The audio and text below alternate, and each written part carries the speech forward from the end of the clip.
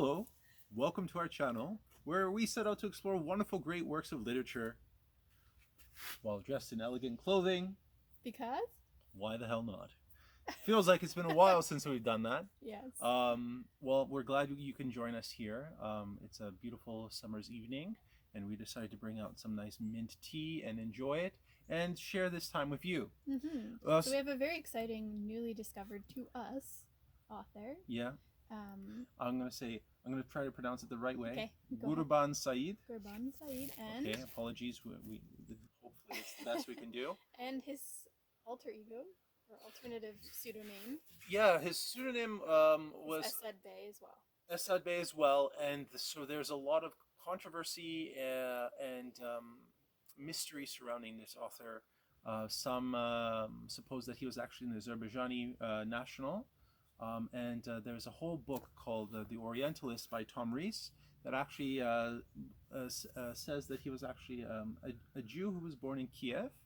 Named Lev Nussimbaum. Lev Nussimbaum, and that he later actually converted into Islam and actually adopted a persona, an Islamic persona, and he was very well steeped in sort of the language, Arabic and Turkish and Persian, and the culture, really. Yeah.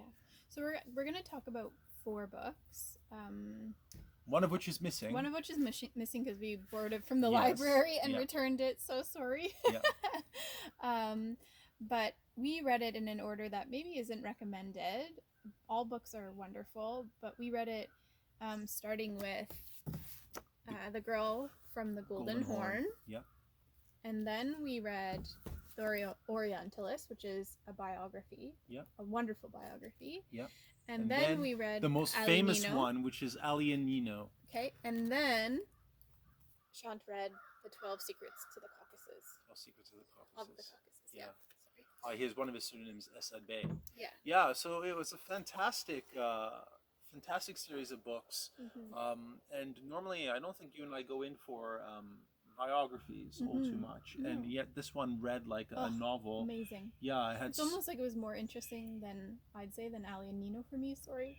Yeah. But Ali and Nino is one of his more famous works. Yeah. But I actually found the biography and his life almost more fascinating than that. Yeah. I think story. I think there may have been, I might be getting the date wrong, but I think in 2016 there was an actual feature-length film, Ali and Nino, which we still haven't seen, but it would be lovely. I'm trying to find it. So if anyone knows where we can find it, we literally can't even find it anywhere to purchase it. So we'd love to watch it.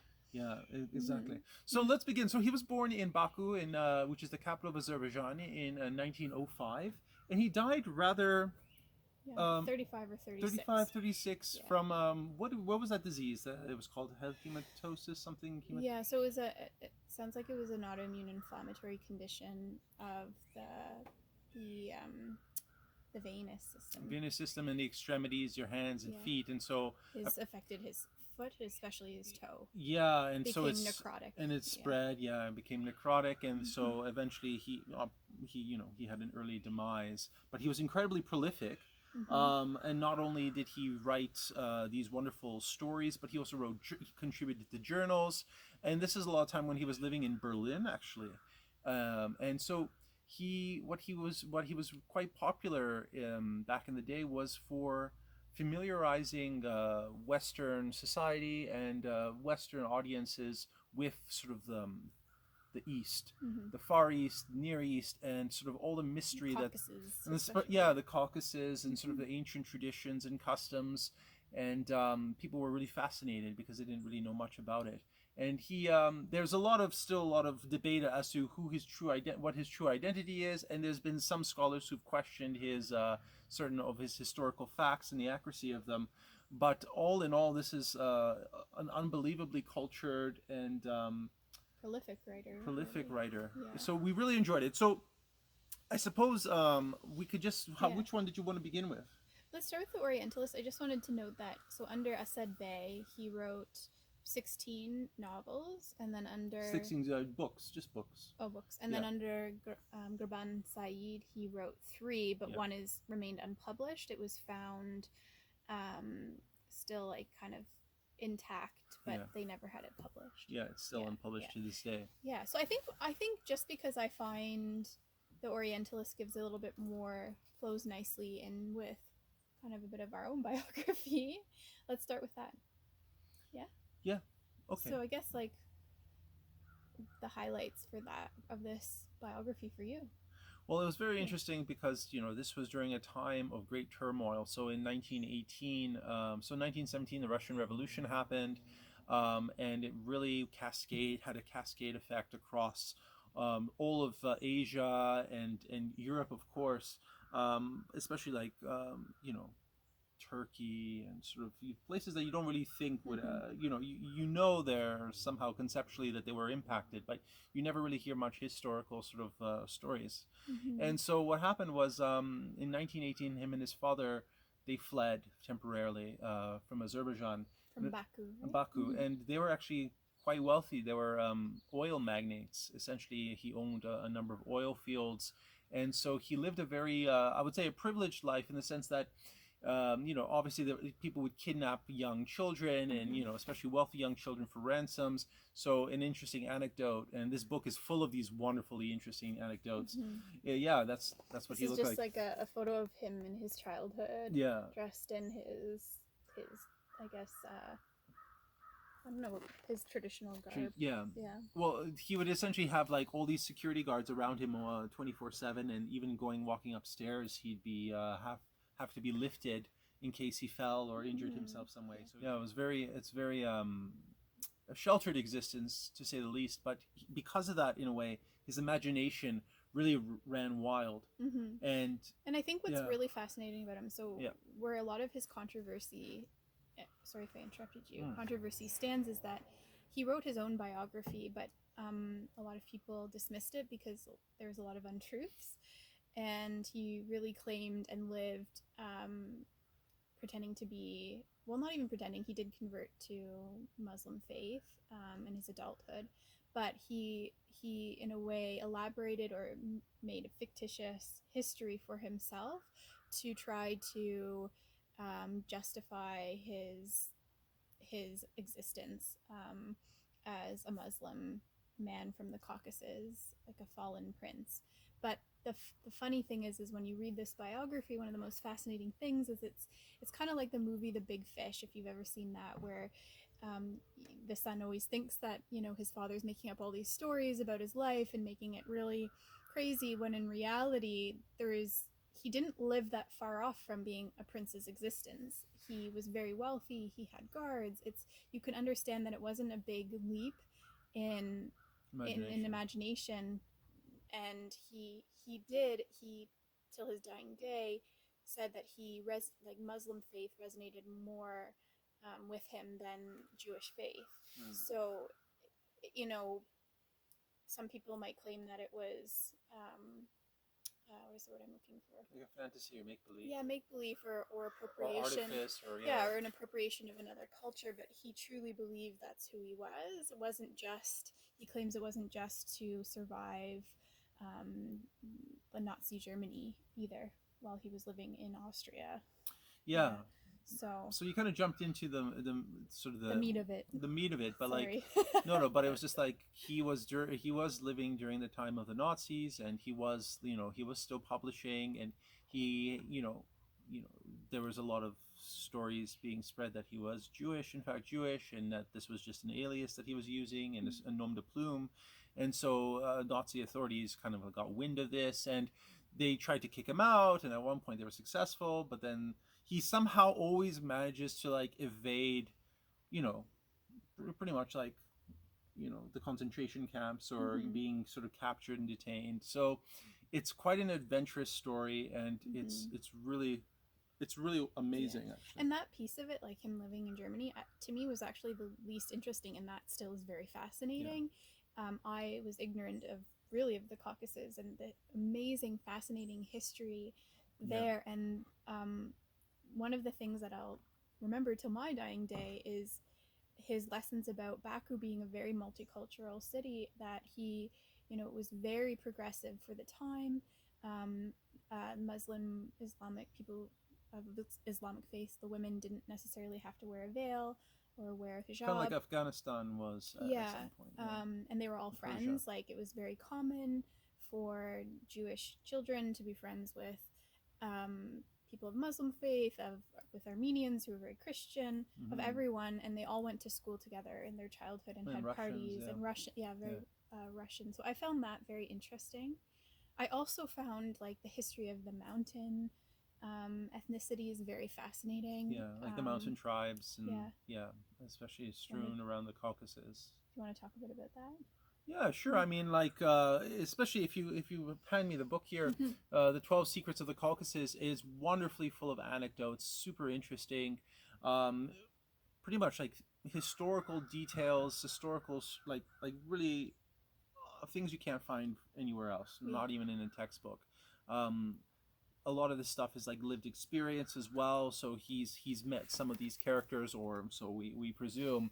But the number of cultural facts you get about certain tribes in Caucasus, like the Ossetians and the Kefsurs, it's really quite astounding.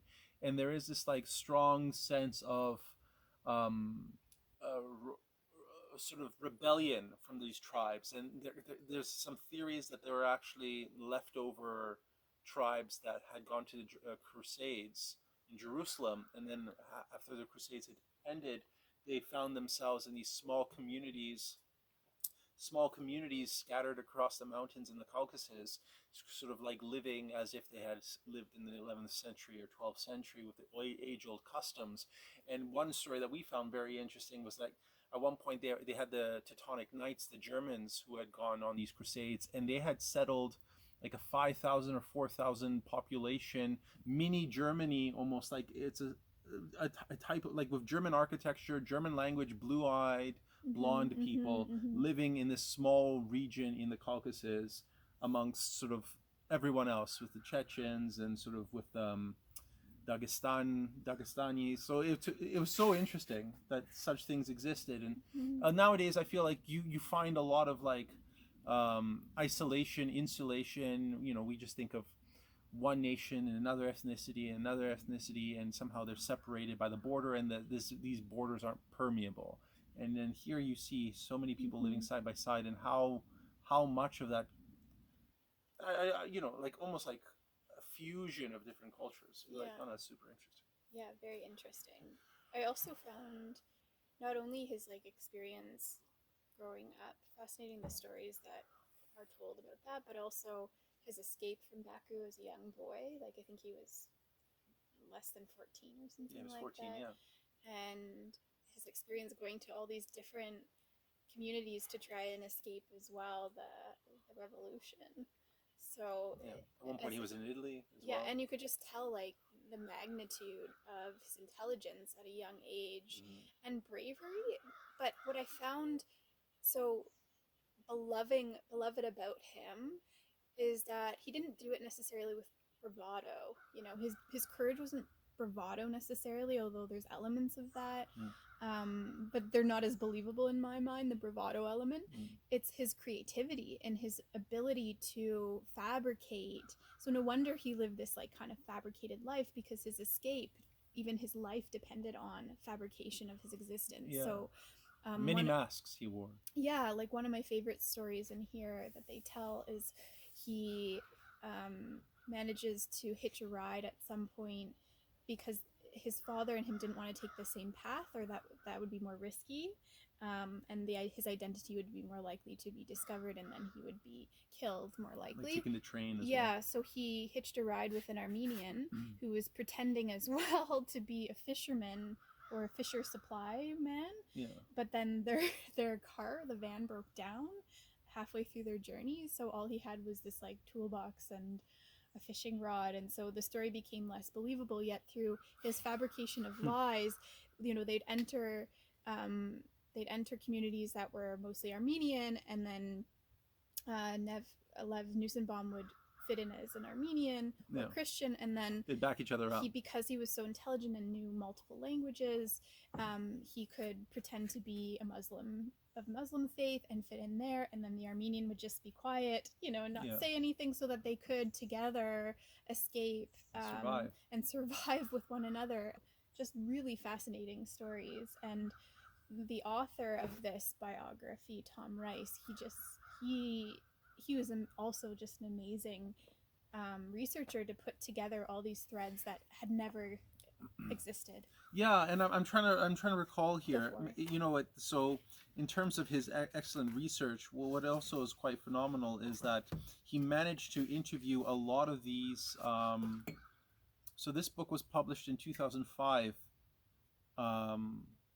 and part of it was published with another book in 1999. So he was able to interview a lot of the original relatives and acquaintances, and he actually at one point ends up interviewing the sort of the Sultan. I believe it was like the Sultan of Turkey who had who had to abdicate the throne in a hurry. Yeah. And the son of the Sultan who abdicated the throne, who was living in an apartment somewhere. I think it was in Paris or something of that, somewhere in Europe. Anyway, it was and still like his bloodline is just fascinating, you know. But it's just like it's so interesting to see like a long lost sort of generation, and yet he captured some of the essence of that world that was really topsy turvy, and yeah. One would say that maybe the essence of his life was to try to hold on to the essence of the Caucasus for other people to understand it through his eyes. So sorry, there's a lot of dog barking in the background. Hopefully you can't hear that. Yeah. So he was like an avowed monarchist, and so he believed that he was actually quite mortified with the modern day politics, especially the Bolshevik variety. You know, a lot of bloody revolution, a lot of violence in the streets and upheaval. And he actually like yearned for a time that was more of the sort of the tradition, that thousands of years of tradition backing it, and had its own sense of like honor and respectability and propriety, and sort of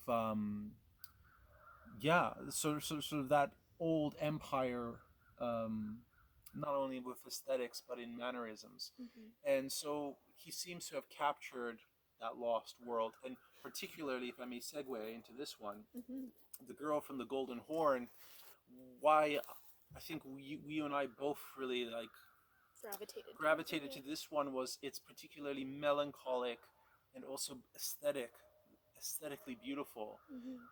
There's something I was telling Ave, there's something very romantic about not so much the empire itself, but like the sort of the empire that has just collapsed upon itself, and you have all these people from all these different walks of life, from like viziers to like judges or princes, and they're all now leveled, and they're all trying to like side by side trying to survive, whether through their own wits or their cunning or their intelligence or even their own upbringing. So in the story, essentially, is you have what the tragic aspect of the girl from the Golden Horn is that you have this beautiful young Turkish woman who is actually a princess, and she was raised to be a princess, and she was promised to be married to an equally handsome prince, let's say.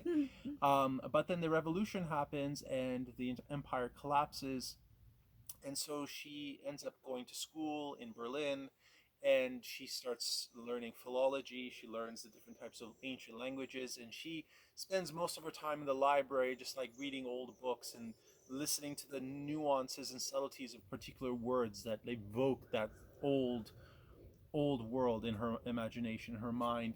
And she gets kind of like accosted and sort of like by a dentist who is Bosnian, and he's a very well-meaning but very Europeanized man, and so she has this tension with him in terms of their values. She's in love with him, but she still holds dearly the values of her culture and the older way of belief.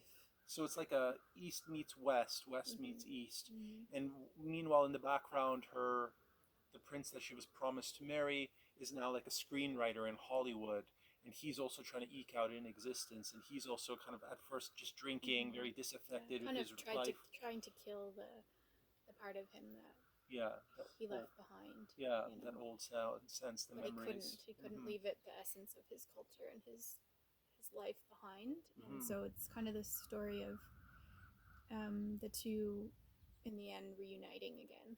Yeah, is the way I would describe it, and why that was so important to each of them for their existence to remain. Yeah. Hmm. Yeah. And then her struggle, just also the main character's struggle with modernity and like confusion of what I really loved about it was, this twist in our mind of, we often think of ancient societies as vulgar and just animalistic, and it was really fascinating for me to see a new perspective of, okay, maybe some of these actions are vulgar, quote unquote, but in a way, Or cruel. or cruel, but in a way they uphold more dignity. Yeah, that's the right word. Yeah. And so, like, one story I can think of is that she's at one point married to this dentist and molested by his friend who's a physician, a psychologist. And he tries to rape her, and so she bites him in the neck and or in the cheek on his face, Yeah. and he's like, "What the heck? Like, you're crazy. You're an animal," kind of thing. And she goes to her husband. She's like, "You must do something about this man. Like, you must kill him.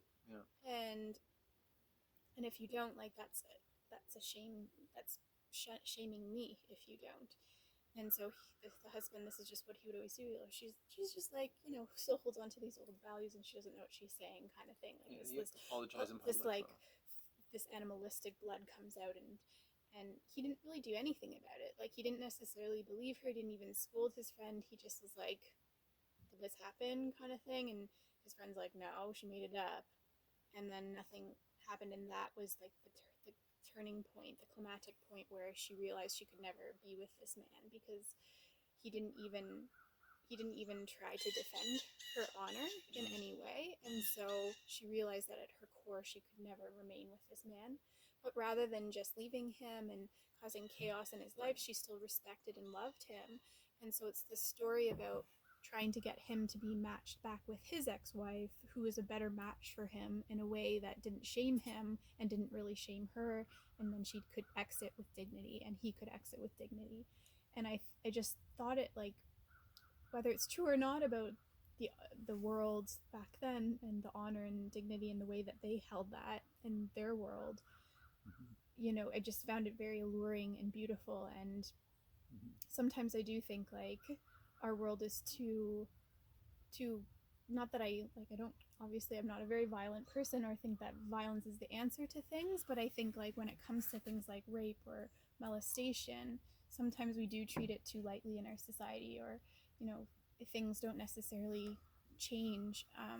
And so maybe if we were more had a bit more of this animalistic vigor in us, that things maybe wouldn't be how they are today, and that I did see dignity in her action. She defended herself and defended it with all the power and might she had, and she just had such a strength of character. It was phenomenal. She never just kind of bent down and died and became this, like in a Russian novel, for example, we would see maybe the main character become depressed and then, like, take their own life, or become very dramatic. Well, it's interesting you should mention that, because a friend of mine who had read this and had read, of course, Anna Karenina, was comparing this and saying that like this almost seems like the East's answer to Anna Karenina, where Anna Karenina was tragic, and she threw herself under a train, and he asked himself, like, does this not seem like the other solution to that, a better solution in a way, right? Very much more sophisticated, more mature in a way. Well, it's more like, to me, it's more, I just found like I related more to that. Like, when I read Anna Karenina, I actually really disliked the main character. I just didn't relate to her because it made me feel like she just gave up on life, and I didn't relate to that. Like, I just have such a fierce fighting spirit, and so I related more to this character who's like, no, I'm gonna punch and I'm gonna kick and I'm gonna do things that are societally inappropriate and unexpected. And but you know what, at the end of the day, it makes me a survivor. And yeah, I don't know, I just found her character really powerful. Yeah, absolutely. Yeah, so I really, and the aesthetics are absolutely gorgeous. Like, aesthetics unbelievable. It's like there's something about the, you have, Indians with North Africans, with Sudanese, with sort of like Turks, with Christians, with Orthodox Russians, and they're all in this like this diaspora, right? They're all trying to make ends meet, trying to survive, but they all bring with them this rich cultural heritage that's very, in many ways, syncretic. Like there's a lot of syncretism of these beliefs, and that's one of the things that you learn in sort of the story of the 12 Secrets of the Caucasus and the Orientalists. Like we tend to think certain ideas and cultures are so demarcated and defined, but there was actually a lot of fluidity in between these things and exchanges. And anyway, so that was wonderful. The other one, which we don't have the book, was Ali and Nino, which is purportedly the most famous of stories, and is actually like Azerbaijan's like one of their It's like the Romeo and Juliet masterpiece. right, but and it's considered like one of their main classics, right? And yeah, there was an element of Romeo and Juliet to Ali and Nino. Of course, Nino, she's a Christian princess. She's from Georgia. And very obviously very similar, very close to Azerbaijan, but culturally, religiously, I'm sure there's some overlap, but there was this strong religious difference between them as well. And so Nino leans more towards European ideals, whereas what we find with Ali is that he really upholds that old sort of like knightliness of sort of the Arabic tribes, or like the Caucasian tribes, the mountain people, essentially, who hold honor, incredible high esteem. And there was this one scene in this book which was interesting, where he goes on the streets and he's flagellating himself.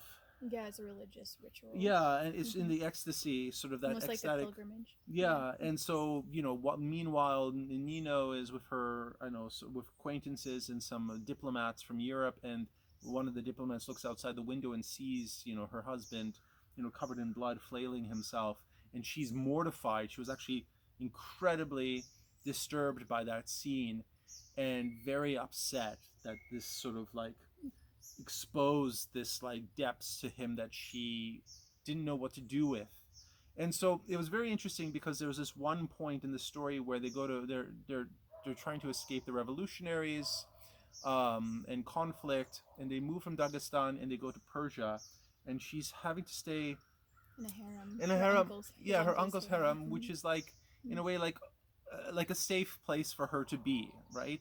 And so she's being looked after, taken care of. There's actually a eunuch who's actually, assisting her, but she kind of like torments the eunuch because she's so bored and she's stuck inside all day. And there's so much propriety and mannerism and etiquette of what to do, what you not to do in Persian society at the time was very, very very rigid in terms of its expectations, and she just was stifled by it. And later on in the book, there's an opportunity, and she's angling for a diplomatic position for her husband, because he's also from a noble family, and because he speaks many languages, for him to get a diplomatic position in Paris, in France. And he says to her, like, the way you felt in Persia, feeling constrained, I would feel the same way. I would not be able to tolerate living in Paris for one moment. We could go travel there, but there's no way I could live there. So neither could convert to the other's religion, and when they married, they knew that about one another, and in a way, that's what they loved about each other. But my friend was asking, like, then how in your mind do you reconcile? How does the story end? Like, how would these people be able to reconcile these differences? No. So do you think it would just end in like absolute like dissolution of the relationship? No, I think it could have only ended in the way that it did, which was essentially they had a child, and for the sake of the child, he continued on his path. And but would they be able to maintain their own lives together? What do you reckon? Well, in that era, I don't know, because they didn't live in that era, right? Yeah. But in today's time, it is still a challenge, like for mixed. Yeah.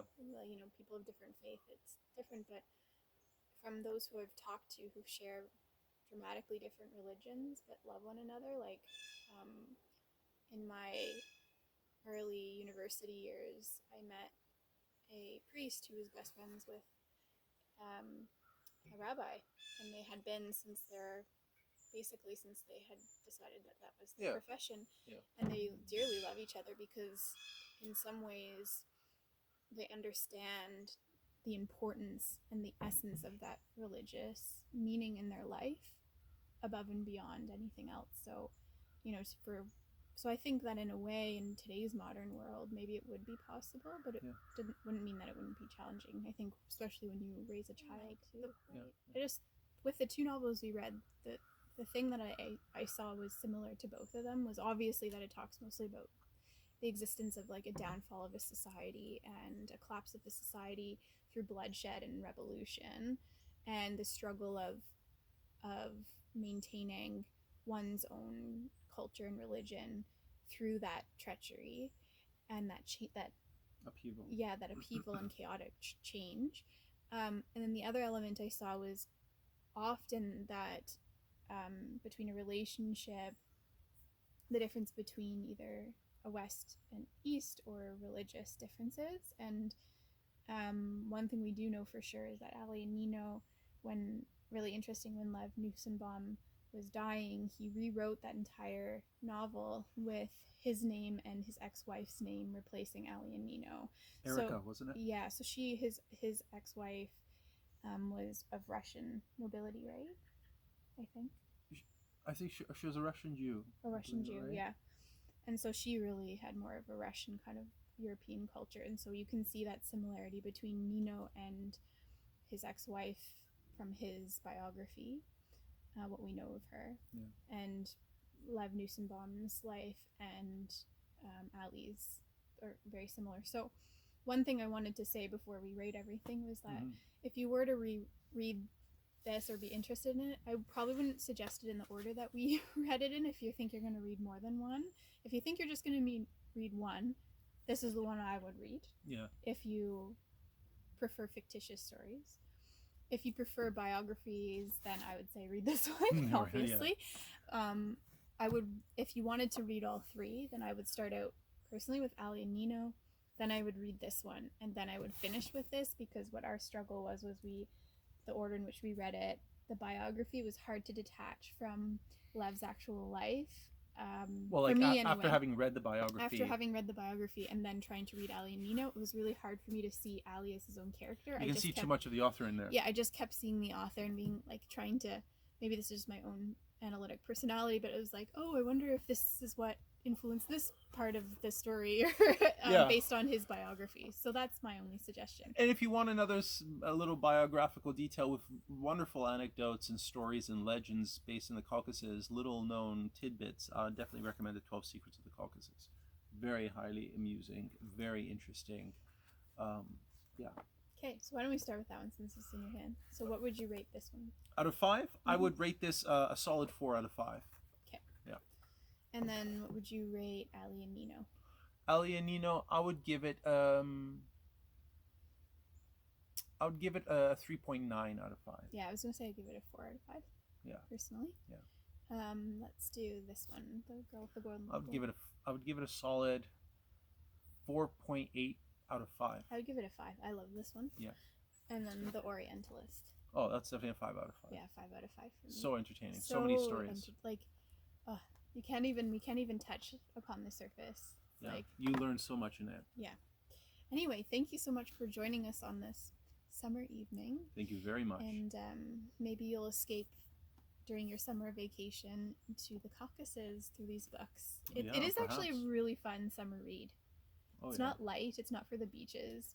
If you really want to be like surrounded by family and doing fun activities, you can't read this because your family's going to yell at you. They won't be able to tear you away from it. Yeah. But if you want to escape from your family or your vacation, you love books as much as we do, then definitely read one or both of these. Yeah, certainly. Take care. We'll see you next time. Thank you. Bye.